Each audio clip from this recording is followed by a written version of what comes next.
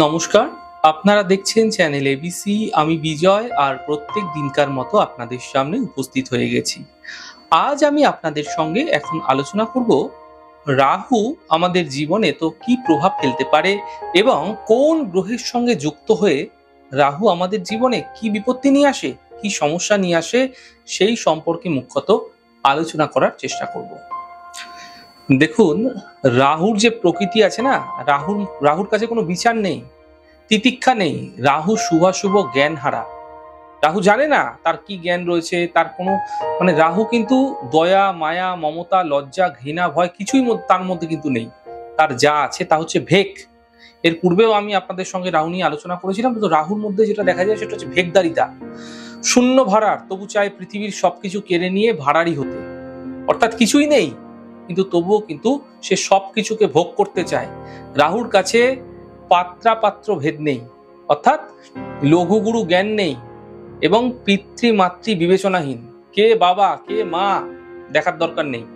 ও নির্লজ্জ, ও দাম্ভিক, ও উন্মাদ, শুধু জানে নিজের স্বার্থ। তাই রাহুর প্রকৃতির মানুষদের মধ্যে শুধুমাত্র স্বার্থপরতাই ভীষণভাবে দেখা যায় এবং ভোগ লালসা। সে তার ছাত্র সিদ্ধির জন্য সমস্ত কিছু করতে চায়। কিন্তু অদ্ভুত ব্যাপার দেখুন, রাহুর যেহেতু মাথা আছে, দেহ নেই, ফলে কি হবে? সমস্ত কিছু চেয়েও তার কিন্তু ভোগ এবং লালসা সমস্ত ভাবে কিন্তু মিটবে না। অর্থাৎ যার লালসার শেষ নেই, যার ভোগের শেষ নেই, যে শুধুমাত্র এই পঞ্চ ইন্দ্রিয় দিয়ে, এই আমাদের মস্তিষ্কের মধ্যে যে পঞ্চ ইন্দ্রিয় আছে, কারণ দেহ নেই তো, মাথাটা রয়েছে, মাথার মধ্যে পঞ্চ ইন্দ্রিয় রয়েছে, চোখ রয়েছে, দর্শনেন্দ্রিয়, জিহ্বা রয়েছে, স্পর্শ ইন্দ্রিয় রয়েছে, তো এই যে ঘ্রাণ ইন্দ্রিয় রয়েছে, এই পাঁচটা ইন্দ্রিয় দিয়ে সে কিন্তু সমস্ত কিছুকে ভোগ করতে চায়। সে জানে সে অতৃপ্ত, তবুও সে ভোগ করবে। স্বার্থ সিদ্ধির মন্ত্র তার কাছে চুরি, ডাকাতি, প্রবণতা, ফাঁসি এবং তার কাছে কিন্তু সর্বদা অভিনয় ভীষণভাবে এদের মধ্যে দেখা যায়। অবাধ যাতায়াত, যেখানে জুয়া খেলা হয়, যেখানে জুয়ার আড্ডা, খারাপ কাজ হয় এবং বিশেষ করে মদের ঠেক, বিশেষ করে বেশ্যালয়, এই ধরনের জায়গাতেও কিন্তু রাহুর প্রকৃতির মানুষদের আনাগোনা থাকে।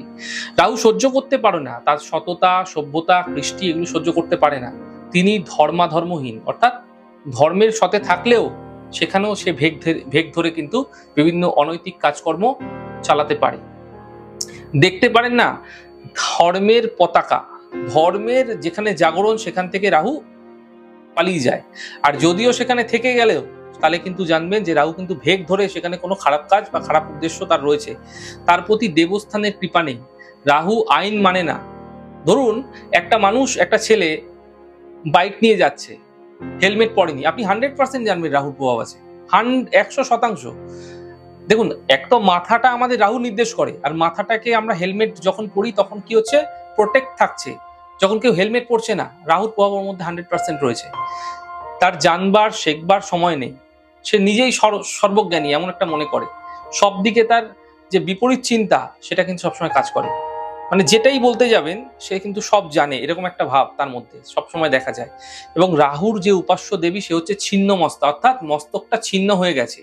তিনি দশমহাবিদ্যার অন্তর্গত দেবী এবং দেবী মূর্তিটি দেখলে মনে হবে যেন এক বিভৎস উদ্দাম কামনা, অতৃপ্ত বাসনা ও চরম যৌন স্পৃহার উৎকট প্রকাশ তার মধ্যে, তার যে পরিচয় সেটা দেখা যায় সেই ছবিটার মধ্যে। আপনারা দেখতে পাচ্ছেন স্ক্রিনে। তিনি তার অতৃপ্ত হৃদয়ের মদমত্ত উদ্দাম কামভোগ তৃপ্তির জন্য নিজ মুন্ডচ্ছেদন করে ছিন্ন মুন্ডেই নিজের বক্ষ রক্ত পান করছেন। বুঝতেই পারছেন তাহলে, নিজের রক্ত নিজেই পান করছেন, কিন্তু প্রমোক্ত কামনার পরিতৃপ্তি লাভেও তাতেও যেন তার হচ্ছে না। তাই জগদম্বা বা এই যে রূপটা, এই জগৎবাসীকে অতিভোগের পরিণাম দেখিয়ে দিচ্ছেন। তাই দেবীর নিজের বুকের রক্ত পান করেও ভোগ বাসনার তৃপ্তি তার শেষ হচ্ছে না। সে এতটাই অতৃপ্ত, অর্থাৎ জগৎময় যেন রাহুর প্রবৃত্তি তৈরি হয়েছে। এবং দেখুন, এই যে সময়কালটা, আমরা কালকে মহালয় হবে এবং মহালয়ের পর থেকে আমরা দেবী পক্ষের যে সূচনা হবে। এই দেবী দুর্গার কখন উপাসনা করা হয়? দেবী দুর্গার তখনই উপাসনা করা হয় যে দেবী দুর্গার এই উপাসনা কিসের উপাসনা? রাহুকে বধ করার উপাসনা। আমাদের মধ্যে যে কামনা, আমাদের মধ্যে যে বিভিন্ন গুণ, যেমন ধরুন সত্যগুণ, রজগুণ, তমগুণ, এই গুণগুলোর যে নেতিবাচক দিকগুলো রয়েছে, তাই না? সত্যগুণ সবসময়ের জন্য ভালো, তো সেখানে যখনই তমগুণ চলে আসছে, অহংবোধ তৈরি হচ্ছে, রজগুণ চলে আসছে, আমাদের সমস্ত কিছু পেতে হবে, তো সেই গুণগুলোকে সাত্ত্বিক গুণে নিয়ে আসা, এবং আমাদের ইন্দ্রিয়গুলো, পঞ্চ ইন্দ্রিয়গুলো কি হয়, ছটফট করতে থাকে, যার কারণে ষড়রিপু আমাদের কিন্তু ধ্বংস হতে থাকে। বুঝতেই পারছেন, আমাদের যে ষড়রিপু রয়েছে সেই রিপুগুলো আমাদের কিন্তু কাজ করতে চায় না, আমরা সেই রিপুগুলোকে বসে রাখতে পারি না, আমাদের ইন্দ্রিয়ের মাধ্যম দিয়ে রিপুগুলো কি হয়, খারাপ হয়ে যায়, যার কারণেই কিন্তু আমরা পথভ্রষ্ট হয়ে এ পথে ও পথে বিপথে ঘুরে বেড়াই। আমাদের জীবনটা রাহুই কিন্তু একদম নরকে পরিণত করে, রাহুই কিন্তু আমাদের খারাপ দিকে নিয়ে যায় সর্বদা।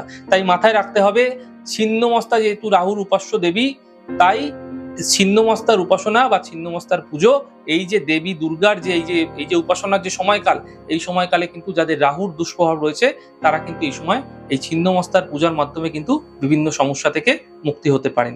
দেখুন, রাহু ভোগ করতে জানেন, কিন্তু ভোগ করে অতৃপ্ত থাকেন কেন? তার ভোগের বড়ই খিদে, দাও আরো দাও আরো দাও, অহরহ এটাই কিন্তু তার মুখের বুলি। অতৃপ্ত এই ভোগের জন্য তার দুঃখের শেষ থাকে না। তবু রাহু সময় থাকতেও নিয়তির বাণী শুনতে চান না, জানে এটা হতে পারে, সবকিছু শুনছে, সবকিছু জানছে, অনেকটা ওই দুর্যোধনের মতো, সব জানে কিন্তু তবুও কিন্তু সে করবে না। রাহু যেন নিজেই সব, সেরকমই তার দম্ভের প্রকাশ, কিন্তু নিয়তি কখনো কারো দম্ভকে স্বীকার করে না। তাই ব্যক্তির জন্মছকে রাহু যত ভালো অবস্থানেই থাকুক, নিয়তি তা চিরস্থায়ী করে না। সকলেরই একদিন ভোগরত রাহু প্রবত্ত উদ্দাম ভোগস্প্রিয়া শেষ হয়, সেদিন সঙ্গে সঙ্গে তাকে সব হিসাব দিতে হয়। শুরু হয়ে যায় অভাব অনটন, অর্থাভাব, স্বাস্থ্যহানি, বুদ্ধিনাশ। রাহু আমাদের বুদ্ধিকে নাশ করে দেয়, খারাপ করে দেয়, বুদ্ধিকে ভুল পথে চালিত করায়। আপনার সন্তান যদি কোনো কুসঙ্গে জড়িয়ে পড়ছে, কোনো খারাপ বন্ধু বান্ধবের সঙ্গে মেলামেশা করছে, তাহলে নিশ্চিত জানবেন যে রাহুর দুষ্প্রভাব তার মধ্যে রয়েছে। এটার মধ্যে কোনো ব্যতিক্রম নেই, রাহুর দুষ্প্রভাব রয়েছে বলেই সে খারাপ বন্ধু বান্ধবের সঙ্গে যাচ্ছে। কারণ তার যে পথটা সে তো নিজেই বেছে নিচ্ছে না, সে খারাপ বন্ধু বান্ধবের সাথে মিশছে, সে মদ্যপান করছে, সে বেশ্যালয়ে যাচ্ছে, কেন? তার মস্তিষ্ক তাকে চালনা করছে। মস্তিষ্কটা কে? রাহু। এটা আপনাকে বুঝতে হবে, আমাদের রাহু চালনা করে। তো এতদিন যে সুবিধা আপনারা নিয়েছেন, সেই সুবিধাও কিন্তু দূরে সরে যাবে রাহুর দুষ্প্রভাবের ফলে।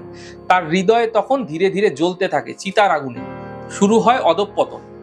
যখনই দেখবেন মানুষের রাহুর দশা আসে, কি হয়, সব যেন উল্টো পাল্টা, যা ছিল সব যেন উল্টো পাল্টা হতে শুরু হয়ে গেল। কারণ রাহু এলোমেলো করে দেয় আমাদের মস্তিষ্ককে, আরো চাই আরো চাই।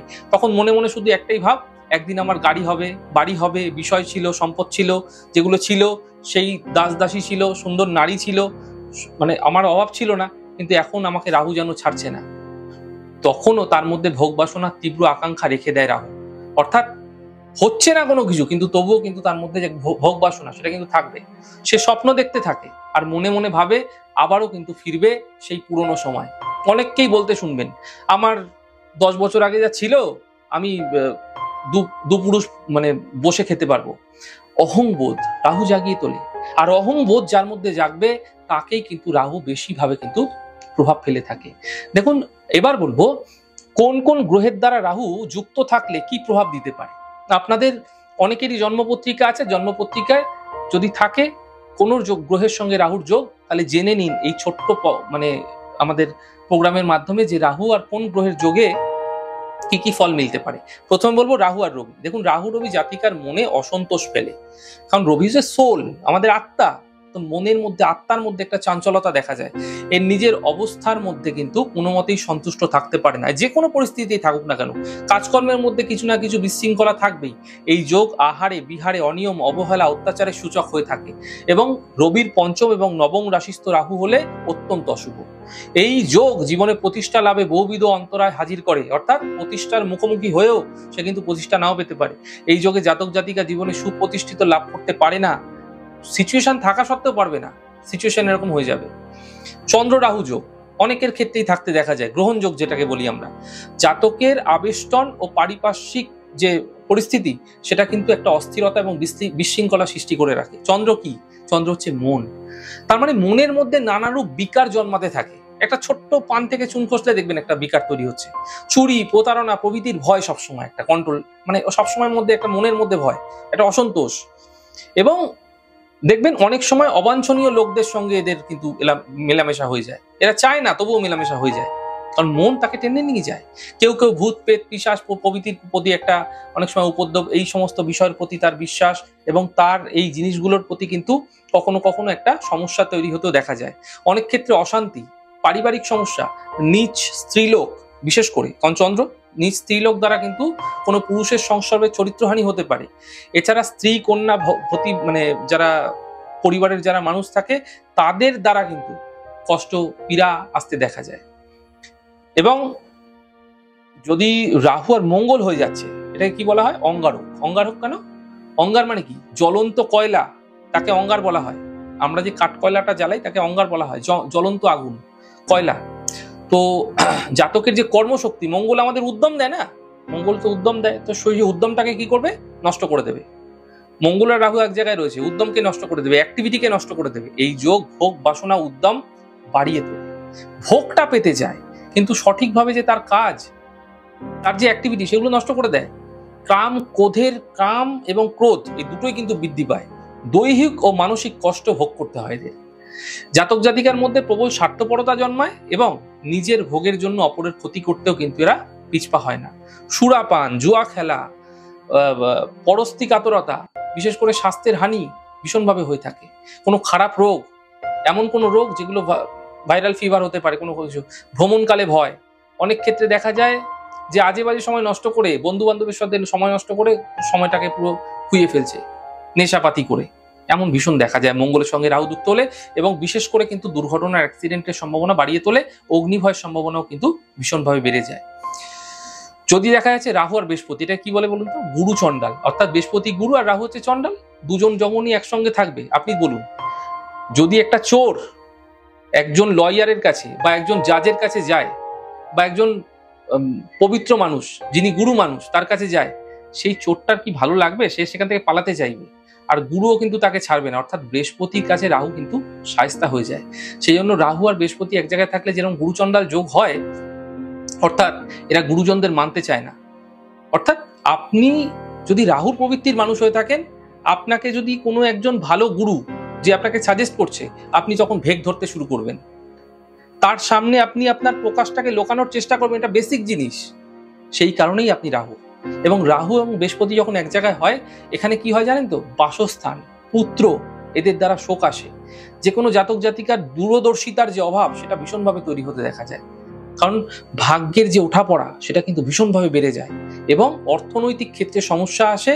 আর দ্বিতীয়ত যেটা মেইনলি সমস্যা হয় সেটা হচ্ছে বয়োজ্যেষ্ঠ মানুষদের সঙ্গে বা বড় মানুষদের সঙ্গে, গুরুজন মানুষদের সঙ্গে, সন্ন্যাসী সাধু বা যারা আধ্যাত্মিক প্রকৃতির মানুষ রয়েছে এদের সাথে সম্পর্ক খারাপ হতে দেখা যায়, ভীষণভাবে হবে। রাহু বুধ যদি এক জায়গায় থাকে, এটাকে কি বলা হয়?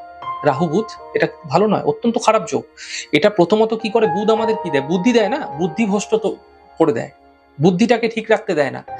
আর আমি আমার অভিজ্ঞতা দেখেছি, যাদের বুধ আর রাহু এক জায়গায় রয়েছে তাদের যদি কোনো কন্যা সন্তান থাকে, আপনি মিলিয়ে দেখে নেবেন 100% তার কন্যা সন্তানের বিবাহ সে ভুল জায়গায় দিতে পারে, সম্ভাবনা বেশি থাকে।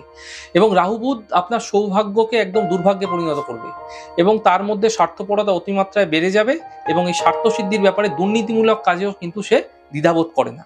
রাহু শুক্র পরস্তিকতার থেকে বাড়িয়ে তোলে। শুক্র হচ্ছে নারী এবং শুক্র হচ্ছে আমাদের যে কোনো কিছু ভোগ।